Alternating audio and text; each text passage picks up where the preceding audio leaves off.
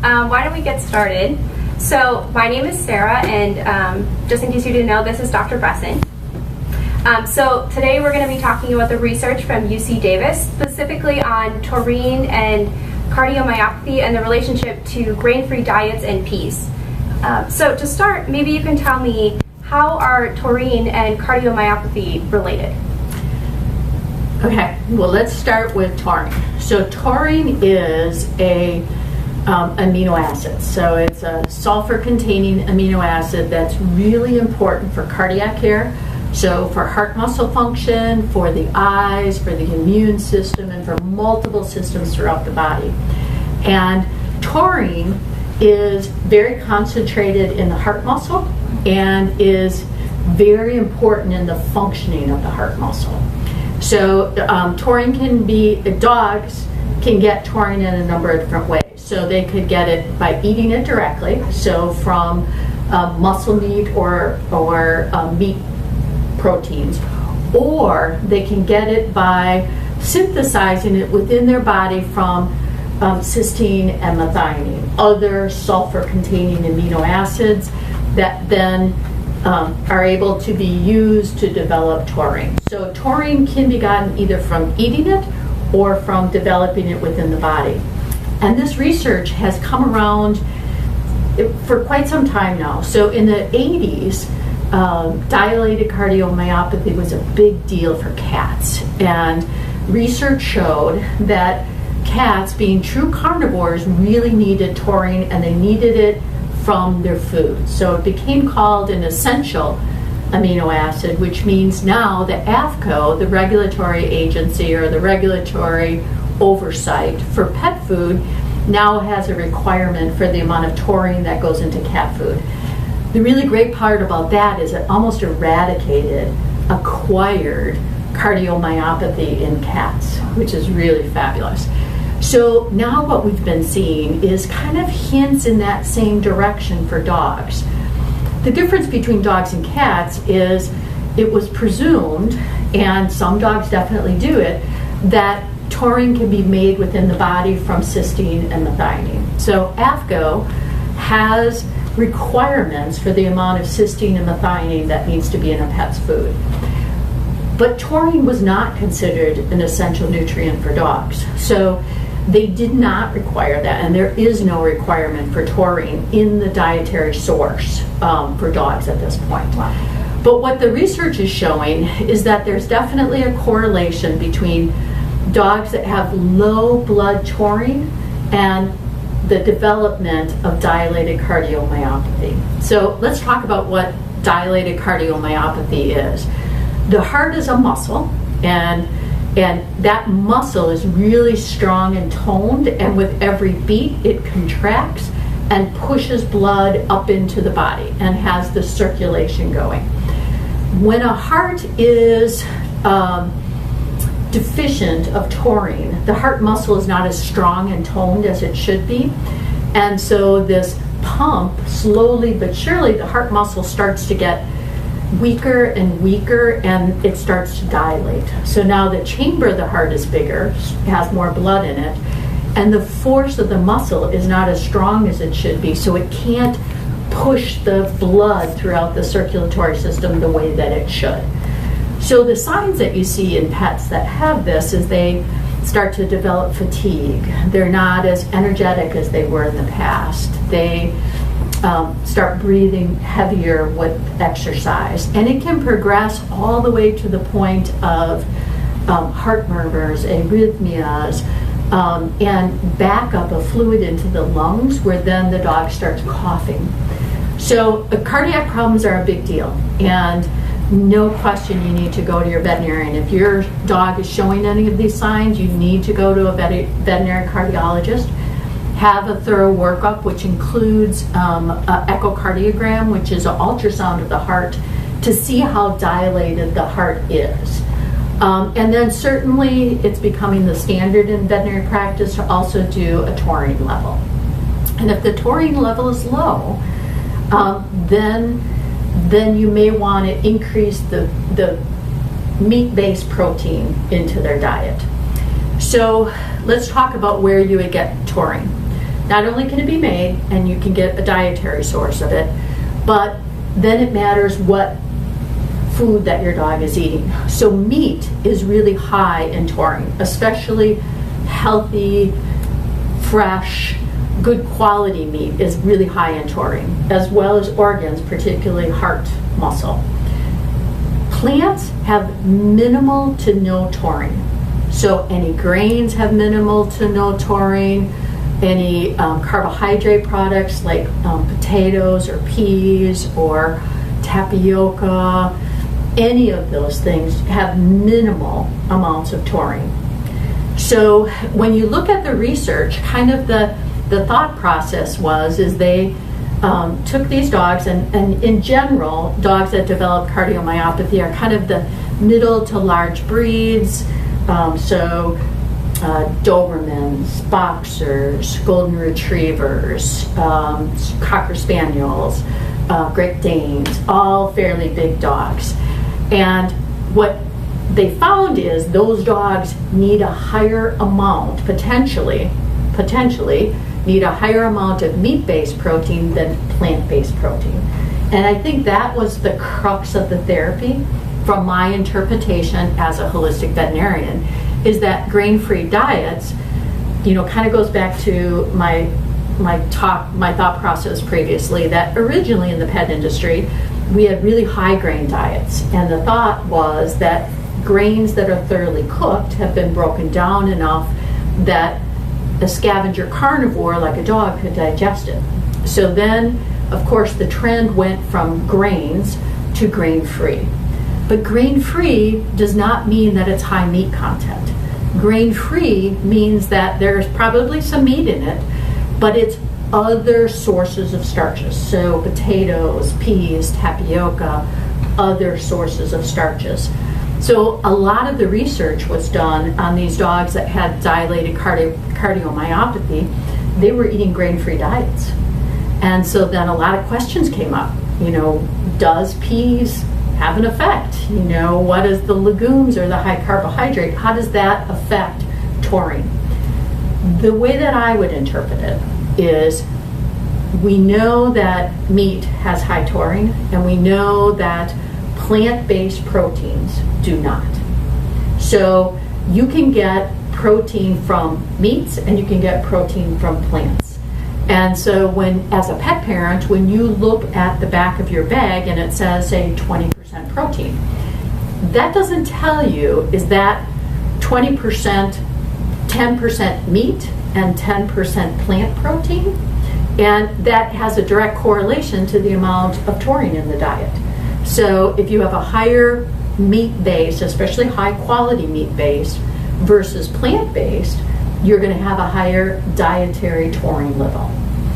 The original research was really interesting. It started on lamb and rice meal, lamb meal and rice formulas. And so we've already established that high quality meats have high taurine and plants have very little taurine. Well, meat meals, so anything that ends with an M-E-A-L, so meal, is actually a rendered product that is poor quality meats, and those poor quality meats are also heavily heated to sterilize them. And in doing that, it damages a lot of the taurine as well. So the original research with the lamb meal and rice was almost devoid of taurine because of the poor quality meats and then the grains. So ultimately, if you increase the meat to the diet, that's super important. Is there a way to determine, so you said that you can't look back to the guaranteed analysis for the percentage of protein, but what ways can pet parents figure out how much plant-based protein versus how much meat-based protein is actually in their food? That's a tough question. And the best answer to that is go next to the ingredient deck. So when you look at an ingredient deck, the one thing that is absolutely guaranteed is that the ingredient deck should be listed from the highest component to the lowest component. So the first 10 ingredients generally tend to be the highest amounts in those formulas. So let's say we look at a grain-free kibble that has salmon as its first ingredient, which is great. And then it has potato and pea and tapioca and pea starch and pea fiber and blah, blah, blah. So each of those 10 components, of those 10, 1 is meat-based. The other 9 is plant-based. So of that protein, you know that only 1/10 of it is actually from meat, and 90% of it is from plants. So that in itself would tell you that it's probably a low taurine formula. If that doesn't tell you, so again, anything that is a meat meal tends to be lower quality, lower taurine level. So you might have salmon and turkey meal. Well, that's still pretty low. So that's one way. The other way would be to call the manufacturer and just ask, what's the taurine level in your food? Or what percentage of meat protein is in this diet? And that can definitely help you. What about in the situation of someone who may be on a budget and they are only able to afford a basic kibble that, and what would you suggest? Should they be adding to that? Should they be supplementing taurine? What would be your thoughts? Yeah, I would say that absolutely there's many reasons why kibble is the best choice for that particular pet, whether it's digestive upset or whether it's price. But what I would say is adding some meat to their diet, and particularly if you can add some organ meat like heart meat would be great. So I've had clients in my practice that they watch for sales, and when turkey is on sale, they stock up on it, and then they can just add some turkey to their kibble. So add some to their diet. Or you can buy freeze-dried beef heart or freeze-dried chicken heart or turkey hearts. Those are great sources of taurine as well. Part of the other really exciting part about this research is that when dogs got the amount of taurine that they needed, boom, they got better really quickly. And they were even able to get off of their heart meds, which is kind of unthought of in veterinary medicine. So it's really neat that you would see a difference fairly quickly. Another question, are there certain species of organ meat that are better for your dog? Not really. You know, chicken, duck, beef, turkey, they're all kind of the same. You know, they're all high levels of taurine. So it's not so much about the species, more about the freshness and the wholesomeness of the meat. Is it possible to overdo the amount of taurine that you give your dog? That's a wonderful part, is it isn't. Taurine is an amino acid. So if you give too much taurine, they just use it as energy. So the real question, are peas bad for dogs? No. Peas themselves are wonderful food. So a small amount of peas are excellent in a dog's diet. It's vitamins and minerals and plant protein that can be used. They have phytonutrients. Peas are great. It's when there's way too much pea that limits the amount of animal-based protein that's the problem. And it's kind of it's economics of some sort, meaning that meat is the most expensive ingredient, and then plant-based proteins are less expensive. So everybody wants to make their product as cost-effective as possible. So if I can put in 90% plant proteins and 10% meat, I can get a product out to the market that's a lot more inexpensive. So it's not about peas, it's about way too many peas that seem to be a problem. There are still a lot of questions to be answered. So this is the preliminary. There's still many more questions. Like, one question that I wasn't able to find the answer to is, do legumes or peas interfere with the development of taurine? Does it interfere with overexcretion of taurine? those questions are still to be answered. So there's still a lot of work to be done, and there's still a lot of questions to be answered. So I know that UC Davis is probably looking for subjects. So if this described your dog, you can certainly contact them and see. And they're basically saying, don't change their diet. Go and do a thorough cardiac workup, do taurine blood levels, and then contact them. And they might allow your dog to participate in the study, which would be really fabulous. But there's a lot of questions yet to be answered. But I think some common sense is telling us that if taurine is low, supplementing with it is a good idea. And that supplementation could be with a supplement. It could be a powdered taurine. It could also be freeze-dried organ meat. It could also be just adding really good quality meat to your dog's diet because, again, they're carnivores. This is something to touch on. You were talking a little bit about organ meat being fresh. What is the perspective on organ meat that is freeze-dried versus dry roasted? Is there a specific form that is well followed? Great question. Taurine has two weaknesses. One is it's very sensitive to heat, and the other is it's water soluble. So anytime you're going to be really heating their food, that makes a big difference. We hear about it all the time that heat treated is so much worse. Well, for taurine, it really is. So if the food is produced under high heat, you're going to be losing a lot of taurine. So freeze drying is great because it's subjected to a very small amount of heat. Air drying, very minimal heat.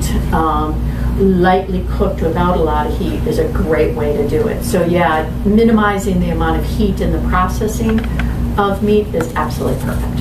Perfect. That answers all of my questions. Did you want to add any other points that you wanted to touch on before we start answering everyone else's questions? You know, again, peas shouldn't be villainized. They're fine. And everything is in moderation, so moderate amounts of it.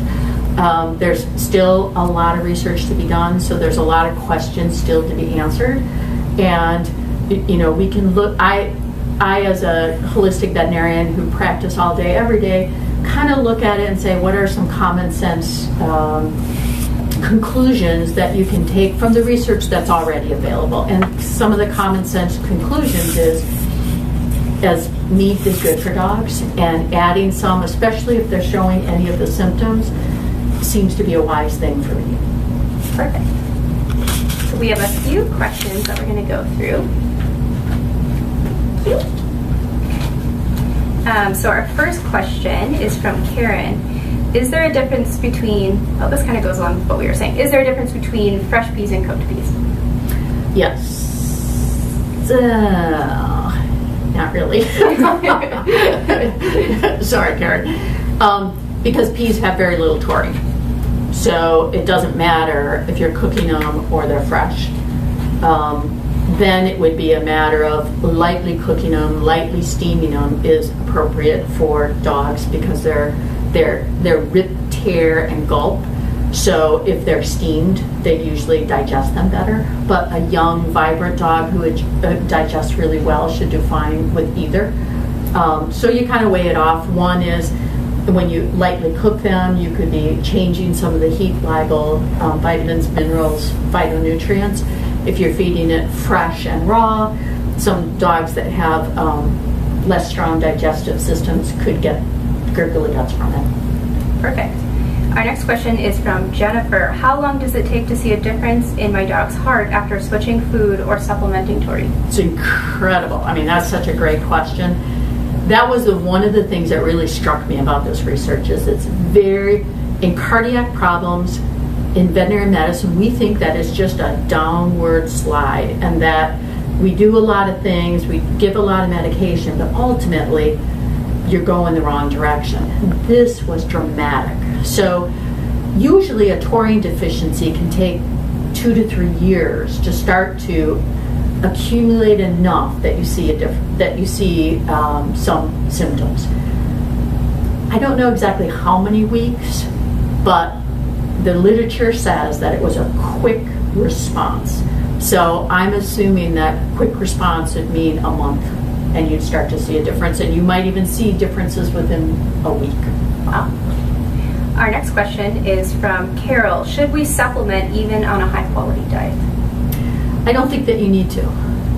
If you're, and let me tell you what I think is a high-quality diet.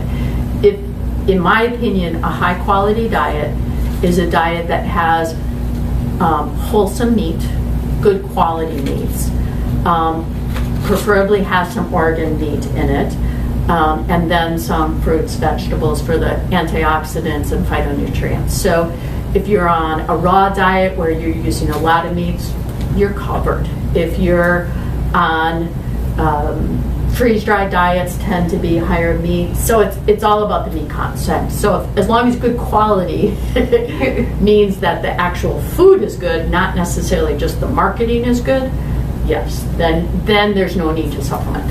Just to clarify, when you say good meat, you just mean not a meal. I mean not a meal. I mean it doesn't have to be.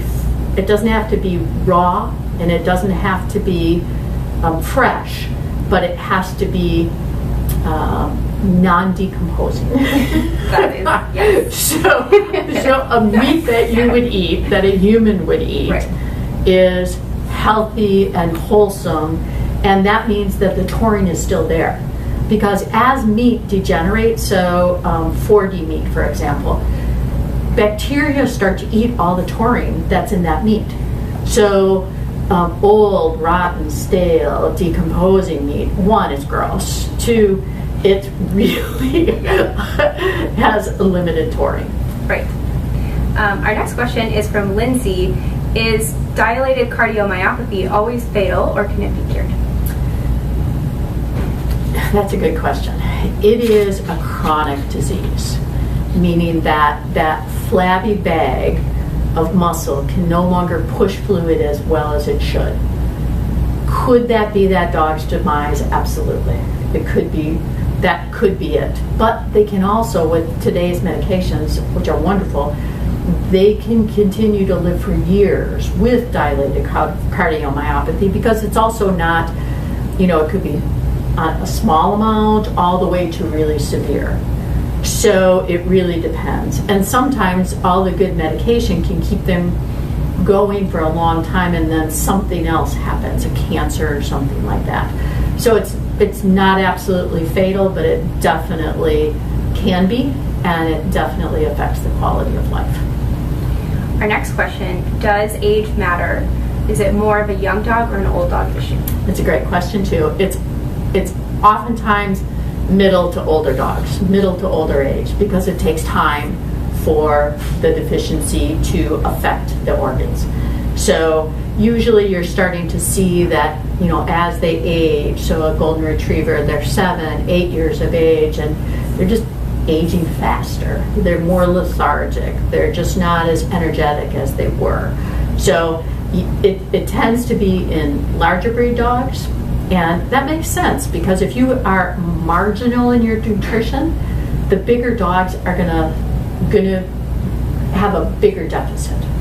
So, and then the older they are, the more kind of cumulative deficiency they have. So you don't often see it in little dogs, and you don't often see it in young dogs. When you talk about bigger dogs, maybe defined by size, is that 50 pounds plus? Is that 60, 70, 80 pounds? Yeah, it could be, in my opinion, it would be 40 to 50 and above. Okay. Yeah. Next question is from Alyssa. If I increase meat in their diet, this kind of goes along, how soon will I see that? Soon will Really they be quick. energized? Okay. Next question is from Mariah. My dog has a heart murmur. Could this be connected? It certainly can.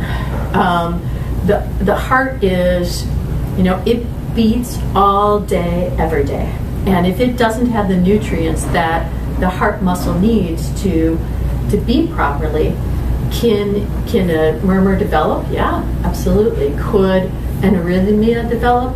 Absolutely. So dilated cardiomyopathy is the research, but it would be interesting to see, as we get more answers over the next year or so, can heart murmurs be affected as well? And I'm not saying that all dilated cardiomyopathy or all heart conditions are from taurine. Some. that ends all of our questions. Do you have any other points you want to touch on? No, I thank you guys all for coming and spending your Friday afternoon with me. And thank you, Sarah, for all the great questions, and hopefully we'll see you guys again. Thank you.